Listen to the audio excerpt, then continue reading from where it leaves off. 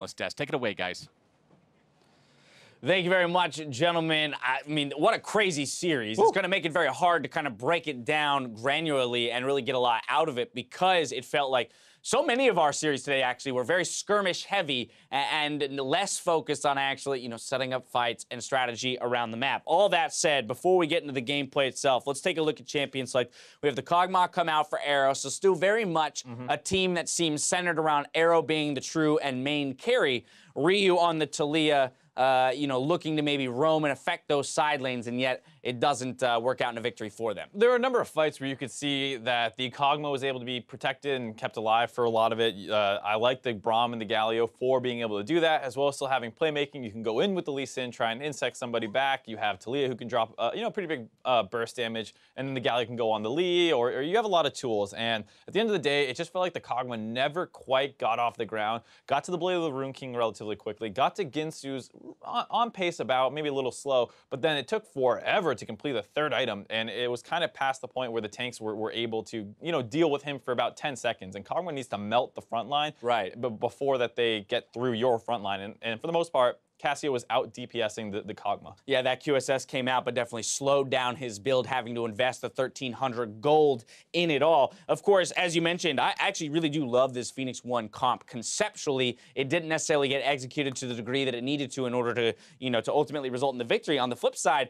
Dignitas, once again, we're seeing the prowess of playmakers, specifically in that support role. So many of the fights were initiated from a Recon ult flash into the knockup on multiple priority targets. Yeah, they were able to catch a lot of people out. A lot of the time it ended up being like MikeYoung on the Lee Sin kind of getting caught out, and then the Galio comes on him, and Arrow's kind of ignored. The fights were very, very scrappy. It was rarely a time where Kog'Maw gets caught out of position off a great flank or something like that. Both Galio and Shen like being in the side lane, so they weren't quite the kind of TP flanking tanks that you sometimes see. They're much more of the react to the enemy team kind of ones, and it did lead to a game where it was very helter-skelter. And as it was very skirmishy, let's just go ahead and take a look at the second to last fight, the one that nets Dignitas Baron in a 5-4-3, 38 minutes into the game. With this Baron, they will push to close the remaining of the series. Oh boy, all right, so this starts out with Dig. They had gone on to Baron after they had lost their jungler, actually, and you see the fact that P1 wants to collapse, finish them down. MikeYoung gets a nice three-man kick here, and it's looking like it's going to be pretty good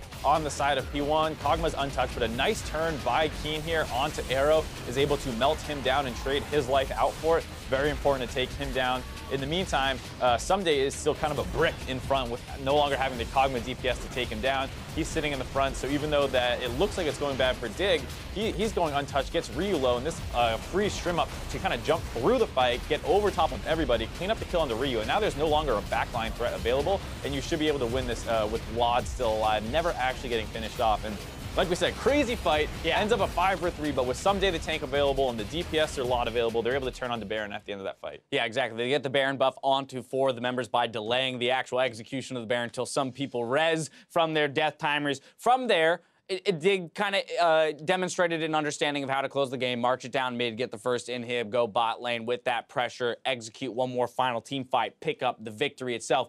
Big is going to get player of the game this time around, as we talked about. So much of the one fights for Dignitas were in those back and forth skirmishes and eventual, flash knock up onto a priority target or 2 from the Recon. So great to see that out of him. Definitely, but a team performance overall.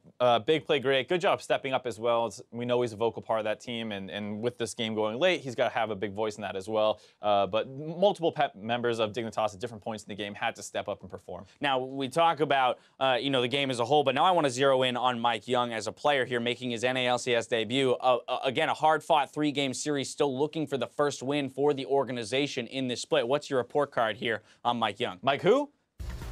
MikeYoung? There it is. Yeah, I think he's all right. I would give him a C, I would say, about. A C? Yeah, because he came in like the whole alphabet? A C out of A to Z? Or? C as in the general grading system within the North American, so very average. United States. Yeah, so pretty average, because he had some plays, he turned some ganks, especially in the first game, was able to get 2 kills on the top side, get a turret, get a Rift Herald. Not bad. did not come in and stomp like, you know, an A person would if you're talking about like Dardoch when he debuted. It looked amazing. Right. Not as bad as some other people who debut and kind of choke on stage, can't find openings and die. It's about the Grigne level that we saw earlier last week when he stepped in and did fine, but was not the spark plug that the team needs. Right, yeah, that's interesting because I would say that one of the things I look for most in a rookie player, a new player, is confidence, right? And so whether or not the plays are actually connecting, whether or not it's resulting in the victory, the fact that he's willing to go for the plays, and that's the one thing I will say that was evident throughout the 3 games, is that he's looking for plays and he was willing to, you know, to kind of take that stab on the stage first time out. Yeah, but like we said, this is his Lee Sin. You know, you even heard Dardoch in the interview before we tossed to the stream was saying that, oh yeah, he's a bit of a Lee one trick, and I didn't see like what I saw out of even Acadian when he showed up on Rengar, and he was known as a Rengar one trick, and he stomped the LCS his first couple games. Not quite seeing that out of MikeYoung so far. Very fair. Last thing I want to talk about, as we talked about with the CLG FlyQuest series, I wouldn't say, again, this series inspires confidence for either of these teams. When you're looking at Dignitas coming into the day at 3-1, it should have been a much easier close. And it does seem like a couple of the teams who have high-rated or better win rates are still struggling to close games out quickly. Dignitas is really good about forcing Barons in like the 20-minute mark, but if people are able to cover that and the game goes into 30, 40, their team fight engages aren't super clean if some days not on some kind of huge carry. So they're struggling to win games that don't come off the back of a someday carry or a really early Baron. And that's kind of the case where if you're up against P1, who still have pretty reasonable carries in Ryu and Arrow and even Zig, you do kind of get into these scrappy games, but you would have liked to have seen a little bit better out of a team so highly rated so far. So we're willing to call Immortals at the end of today or this weekend definitively a top-tier team in Summer Split. Are you willing to make the same statement around Dignitas, or do you need to see more? I would still need to see more. Okay. I think when you go to a really scrappy 3-game series against the only winless team in the NA LCS, as well as the fact that you lost game 2 in such a definitive manner, it's a little scary for them. All right, now on the side of Phoenix One, again, as they're still searching for their first victory, we have heard that Xpecial is going to come in tomorrow. I mean, when it comes to having some direction, one would assume that his experience on the stage, particularly next to a young guy like MikeYoung, it might bode well for them in picking up some victories here in the future. You would hope so. That's what you're looking for when you bring him in, because he's not been known as this lane-dominant support for a while. He has an idea of how he wants to play the game. Sometimes it's been too much for some teams, and they think he might be hard to work with at some different parts. But I think, you know, if you need someone to say, like, we should be doing this, I want to do this, that sounds like it seems what P1 needs right now, because you look at some of their games, and it seems like they're lost. Yep, absolutely. Well, we'll see if that can net them their first victory tomorrow. Let's go ahead and wrap up the day, rather, by pulling up the standings. With their win today, Immortals end their weekend in first, leaving Team Dignitas and Counterlogic Gaming close behind them in second, while TSM, Team Envy, and Echo Fox share fourth. We'll see who can disrupt our teams at the top with our matches tomorrow. Coverage kicks off with Team Envy versus TSM, followed by our Civil War rivalry between FlyQuest and Cloud9. Over on NA LCS 2, Phoenix One take to the stage versus Counterlogic Gaming. Then Team Dignitas look to take down Echo Fox later in the battle theater. You can tell it's the end of the day. A lot of anyway, yeah. Now for myself, the casters, and the entire live broadcast crew, thank you for watching. We'll see you tomorrow for more and more North American LCS. Good night. Oh, look, it's night.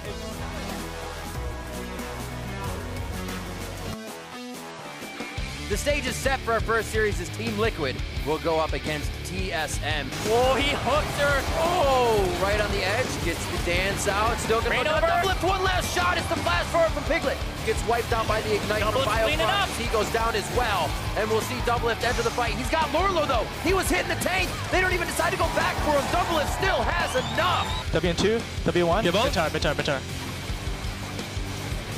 Nice, that's it. 2 games to 0. TSM take down Team Liquid. Oh damn, TSM Doublelift does not have an MSI icon. This is the NA has no more first seed at Worlds icon. Oh my god. It's okay. We're playing a long con anyway. Yep. It's the long con. These two. No flash. Go. I heal. Got it. Nice. Afro is maybe dead. Oh no, he doesn't have flash. He's just gonna die.